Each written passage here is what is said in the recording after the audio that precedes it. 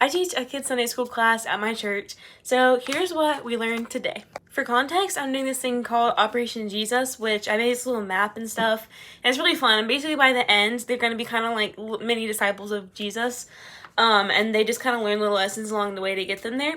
So today, kind of had two themes. One was who needs help around us, and then the other one was, when you're a kid, you kind of like, well, adults don't listen to me, or like, I can't make a difference.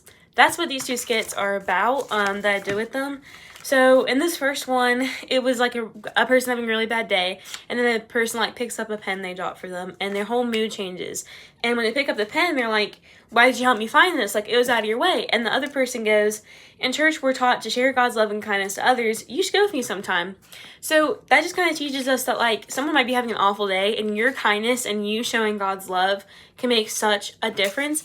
But also, whenever people notice that, because eventually they will, you should give the glory back to God, which we see biblically, like with David and stuff, like him saying, like, this is the Lord's strength, the battle is the Lord's, like, this is not me doing this is the Lord. So when people notice your achievements or your kindness or whatever it is, like, give the glory back to God. Also in the story, the person who picked up the pen for them would like pray with their friends at lunch and stuff, just kind of bringing God into their daily school routine. So I encourage the kids, like, hey, if you're ever about to sit down for a meal and you're with friends that like maybe aren't Christian, like, pray with them first. So then skit number 2 is an adult and a child, and they're both at the library, and the adult is not a Christian, like, doesn't know about God, and they're trying to find the book, and the kid's like, hey, here's a Bible, like, you can read this if you're looking for a book.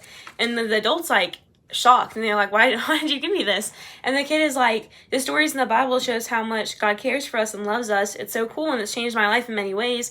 Like, right now I want to share the love and kindness that God shows me with other people.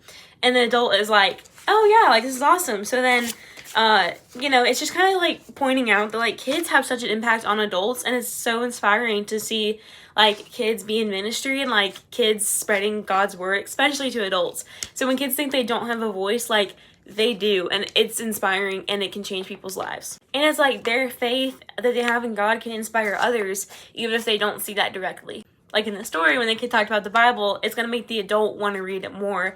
And, like, the way that the kid explained it, it's like, huh, like, they have that, like, I want that too, like, that sounds so cool. So it's just like, kids do have a voice, adults can listen to them. Like, if you're intimidated by the fact that you are a kid and you don't want to be in ministry, like, it is so amazing, and adults are truly inspired. Like, you'll hear all the time, like, oh my gosh, like, this youth group is so good, blah, blah, blah, so you guys have a difference, go make it, and I hope you enjoyed my little lesson.